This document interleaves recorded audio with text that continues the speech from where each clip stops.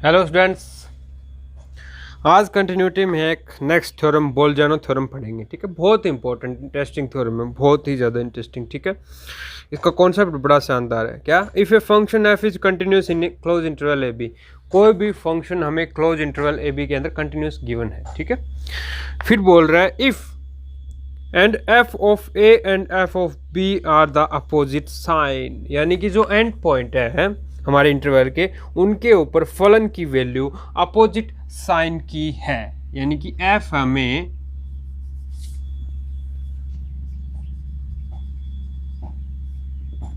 Late F is continuous function in closed interval A B and f of a and f of b are opposite sign।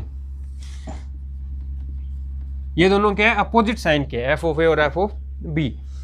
Then बोल रही है theorem, then there exist a point C belong to open interval A B.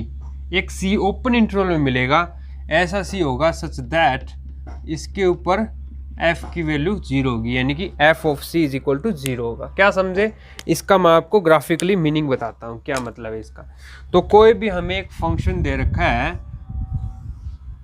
ये मान लो a है और ये मान लो b है। ठीक है, कोई फंक्शन a और b के मध्य कंटिन्यूस है, यानी कि उसका ग्राफ कभी भी ब्रेक नहीं होने वाला, ब्रेक नहीं होगा, लगातार चलता रहेगा।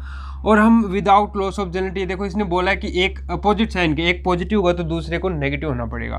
तो हम मान लेते हैं ये पॉजिटिव है और ये नेगेटिव है, हमने ये ऐसा मान लिया, ये हमारा ग्राफ है। ठीक है, यानी कि ए पे तो उसकी वैल्यू जो है वो पॉजिटिव है, ये देखो ये पॉजिटिव है ना वाई की वैल्यू यहाँ पे, और यहाँ पे ये वाई की वैल्यू नेगेटिव है, और एफ ऑफ बी की वैल्यू क्या मान ली हमने? नेगेटिव मान ली। ओके, तो इसने क्या बोला है कि एक ऐसा पॉइंट सी मिलेगा, एक ऐसा पॉइंट ए और बी के बीच में मिलेगा। ए और बी नहीं हो सकते, क्योंकि ए और बी तो हमें अपोजिट साइन के दे रखे हैं, यानी कि एक पॉजिटिव होगा एक नेगेटिव होगा, इसलिए बी ए और बी तो हो नहीं सकते। इनके मध्य एक ऐसा पॉइंट होगा सी, ये देखो ये वाला वो है वो सी। ठीक है, जहाँ पे फलन का मान 0 होगा। यहाँ पे वाई की वैल्यू 0 होती है ना एक्स एक्स पे, तो यहाँ पे ये क्या है? C F of C, F of C की वैल्यू क्या है? 0। ये पॉइंट है वो। ठीक है, ये हमें शो अप करना है, ऐसा मिलेगा एक ऐसा पॉइंट, एक एटलीस्ट ऐसा पॉइंट तो मिलेगा ही मिलेगा, ज़्यादा मिल सकते हैं, ऐसे कोई बात नहीं है। देखो ऐसे अगर हमारा ग्राफ दोलन कर जाए बीच में, इस पे पॉजिटिव है इस पे भी नेगेटिव है, लेकिन बीच में ऐसे 3 पॉइंट मिल गए जहाँ पे फलन 0 हो रहा है, तो एटलीस्ट 1 पॉइंट तो मिलेगा ही मिलेगा। तो इसको हम शो अप करते हैं, कैसे? देखो प्रूफ, हमने जो पीछे थ्योरम पढ़ी थी उसका यूज होने वाला है कई बार इसमें, तो बेटर यही होगा आप पीछे वाली थ्योरम को एक बार अच्छे से पढ़ लीजिए।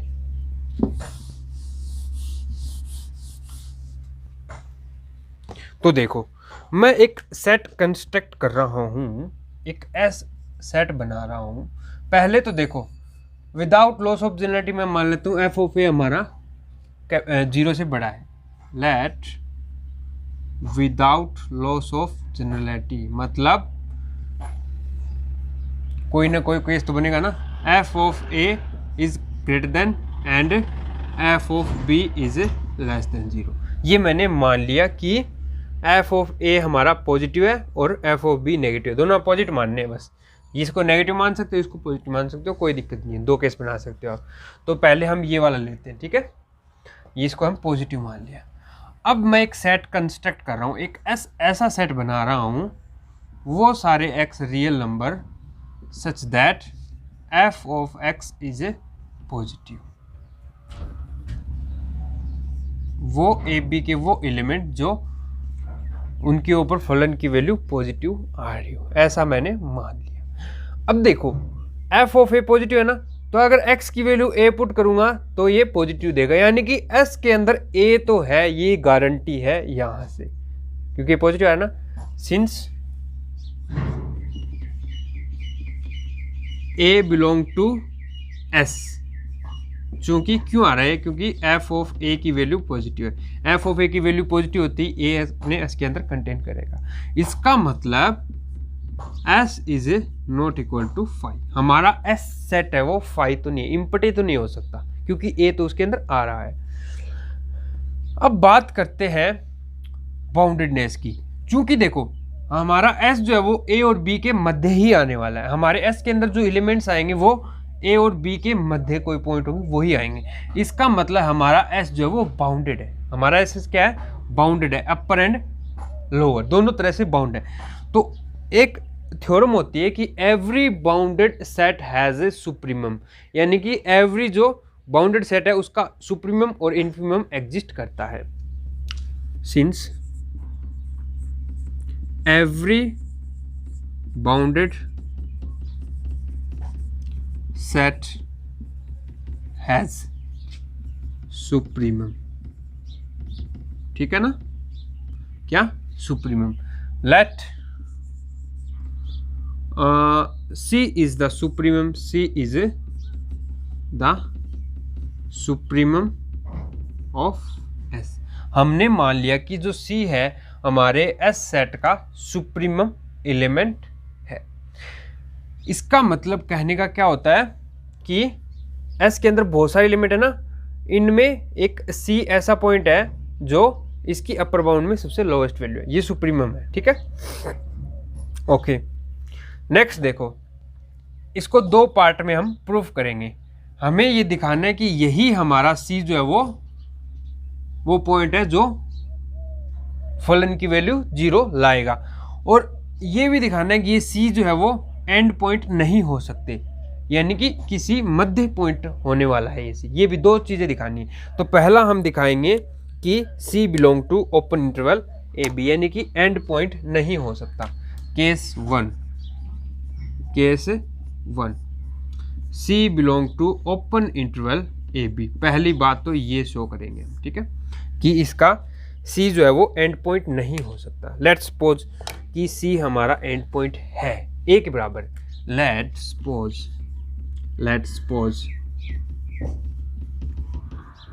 C is equal to A, ये मैंने मान लिया।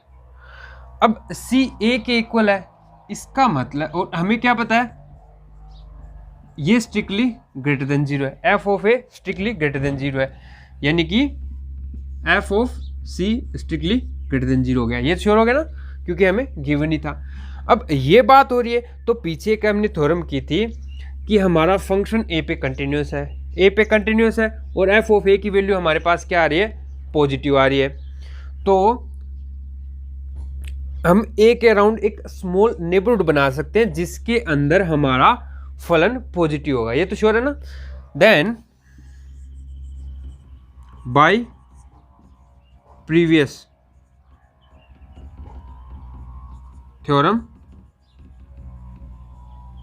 There exist delta greater than 0 such that f of x is strictly greater than 0 for all x belong to delta neighbourhood of A, यानी कि डेल्टा नेबरहुड ऑफ C, क्योंकि C A के equal है, यानी कि C माइनस डेल्टा और C plus delta. अब देखो ये C से कम नहीं हो सकता, बिकॉज हमारे पास जो इंटरवल है वो A से B है, तो हम इस A से इधर जा सकते, ये वाला इंटरवल ले सकते हैं, इधर ये वाला नहीं लेंगे, तो A से हम ये वाला इंटरवल ले लेंगे, ठीक है।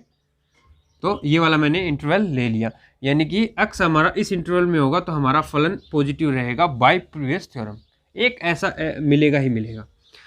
अब इसका मतलब क्या हुआ, अगर x इस इंटरवल में हुआ तो x C से बड़ा ही होगा, ऑब्वियस सी बात है ना, C से बड़ा होगा और C प्लस डेल्टा से छोटा होगा। It implies there exist x belong to, या फिर एक ऐसा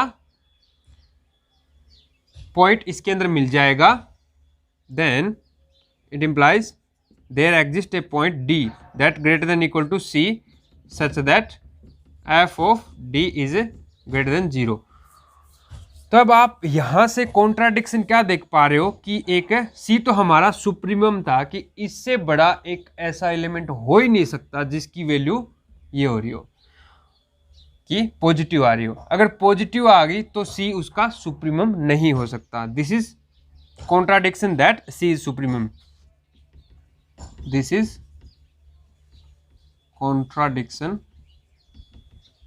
that C is supremum of S. S का सुप्रीम नहीं हो सकता, क्योंकि इस सुप्रीम से बड़ा भी हमें एक पॉइंट मिल गया जिसके ऊपर फलन की वैल्यू पॉजिटिव आ रही है, ठीक है।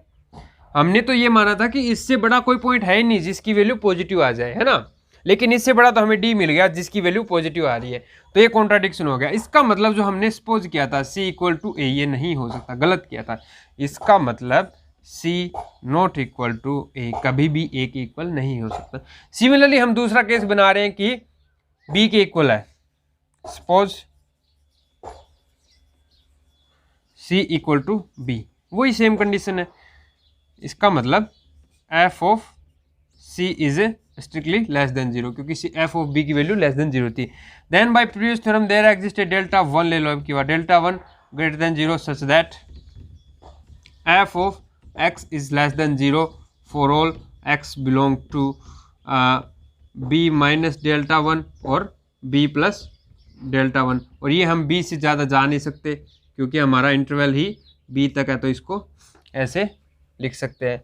तो इसका मतलब एक b से छोटा, या फिर इसको c लिख सकते हो क्योंकि b हमारा c के इक्वल है, यानी कि c से छोटा एक ऐसा x मिल जाएगा जिसके लिए हमारा f ऑफ x है वो लेस देन 0 हो जाएगा।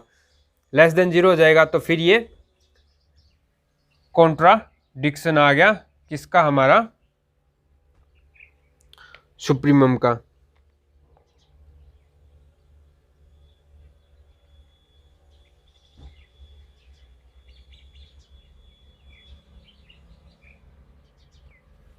यानी कि ये कॉन्ट्राडिक्शन देखो कैसे आया, ये थोड़ा दूसरा लॉजिक होगा इसमें। देखो इसका मतलब क्या हुआ, हमारे C की वैल्यू नेगेटिव आ रही है लेकिन C से भी छोटा एक वैल्यू आ रहा है जिसके ऊपर, इसका मतलब एक ऐसा पॉइंट मिल गया हमें, नाम दे दो जिसको D दे दो, कोई दिक्कत नहीं है। एक D ऐसा पॉइंट मिल गया जो C से छोटा है और f of D is less than 0, और f ऑफ C इससे भी बड़ा होगा और लेस देन 0। ये तो समझ में आ गया ना।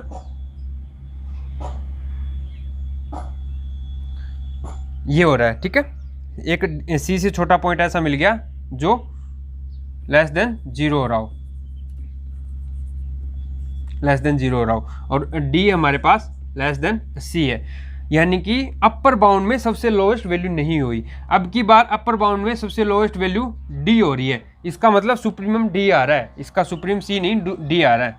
इट इम्प्लाइज सुप्रीमम ऑफ ये C माइनस डेल्टा आएगा obviously, C supremum of C minus delta, जो क्या है लेस देन C है।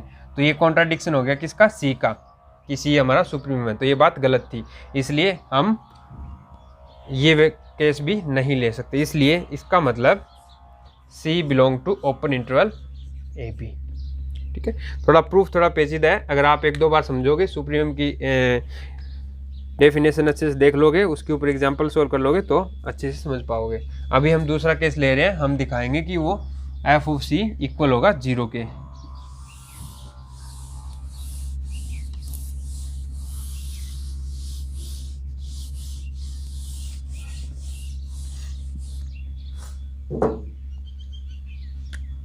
Case 2 f of C is equal to 0। इसमें भी सुप्रीमम वाली कंडीशन लगेगी। अब हम मान लेते हैं दो केस बनाएंगे कि when f of C strictly greater than 0। हम मान लिया कि हमारे C की वैल्यू ग्रेटर देन 0 आ रही है, तो इसका मतलब अगर ग्रेटर देन 0 आ रही है तो एक ऐसा डेल्टा मिलेगा C के राउंड जो जिसके अंदर f का साइन सेम रहेगा, पॉजिटिव ही रहेगा। Then there exist delta 3 greater than 0 such that f of x is greater than 0 for all x belong to C minus delta 2 और C प्लस डेल्टा 2, ठीक है ना। एक ऐसा डेल्टा मिलेगा bye previous theorem. Previous theorem बोलते हैं ना कि अगर ये पॉजिटिव है तो इसके राउंड एक C के राउंड एक ऐसा नेबरहुड मिल जाएगा जिसके अंदर हमारा फलन है वो सेम साइन रखेगा, पॉजिटिव ही रखेगा। तो यहाँ से देखो ये C प्लस डेल्टा 2 यानी कि सुप्रीमम का काम कर रहा है। इसका मतलब क्योंकि इस ये सी आएगा यहाँ पे बीच में आएगा ना सी, तो इसके बीच में कहीं सी आएगा और ये सी प्लस डेल्टा आ रहा है ना, सी प्लस डेल्टा टू।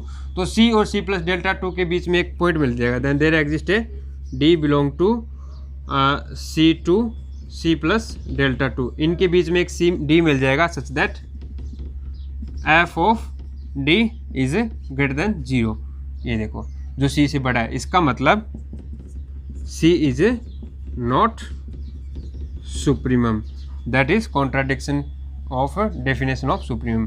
तो इसका मतलब ये केस नहीं हो सकता। नेक्स्ट केस लेंगे हम F of C is less than 0। क्या लेस देन 0 भी हो सकता है? तो इस केस में भी एक ऐसा डेल्टा 4 मिल जाएगा such that F of x is less than 0 for all x belong to C minus delta 4 और सी प्लस डेल्टा 4। अब यहाँ कहीं बीच में सी है, तो इस सी और इसके बीच में एक ऐसा डी मिल जाएगा। Then there exist a D belong to C minus delta 4 और सी के बीच में such that F of D is less than 0। तो इसने बोला था कि जो सी है हमारा वो इस सेट का अपर बाउंड है। अपर बाउंड मतलब उससे हर एक छोटी के लिए हमारे पास, उससे हर एक छोटी वैल्यू के लिए हमारे पास जो फलन की वैल्यू है वो पॉजिटिव आनी चाहिए, ये बोला। लेकिन उससे एक छोटी ऐसी क्वांटिटी मिलेगी डी जिसके ऊपर वैल्यू नेगेटिव आ रही है। अब कॉन्ट्राडिक्शन हो गया, ठीक है। This is contradiction, this is contradiction that C is a supremum of S. S का सुप्रीमम सी ये कॉन्ट्राडिक्शन कर रहा है। तो इसका मतलब ये केस भी नहीं हो सकता और ऊपर वाला भी नहीं हो सकता। तो बचा क्या? एफ ऑफ सी को 0 होना पड़ेगा फोर्सफुली, ये ज़रूरी है और कोई कंडीशन बना नहीं सकते, ठीक है। तो ये थी हमारा प्रूफ इस थ्योरम का। तो ये वाला कर लो, प्रूफ थोड़ा डिफिकल्ट है इसका, तो एक बार अच्छे से पिछले वाले थ्योरम पढ़ लोगे तो ये आ जाएगा। इसके बाद नेक्स्ट इसमें एक थ्योरम और आती है इंटरमीडिएट थ्योरम, वो सबसे इम्पोर्टेंट है, वो हर जगह यूज़ होने वाली है इंटरमीडिएट थ्योरम। और नेक्स्ट उसके बाद एक डेफिनेशन आएगी यूनिफॉर्म कन्वर्जेंस की, और फिर आपके पास 2 वेरिएबल का जो फंक्शन होता है उसकी कंटिन्यूटी डिस्कस करेंगे। उसके बाद हमारे पास कंटिन्यूटी चैप्टर ख़त्म, फिर डिफरेंशियलिटी आएगा, ठीक है। तो आज के लिए इतना ही, थैंक यू।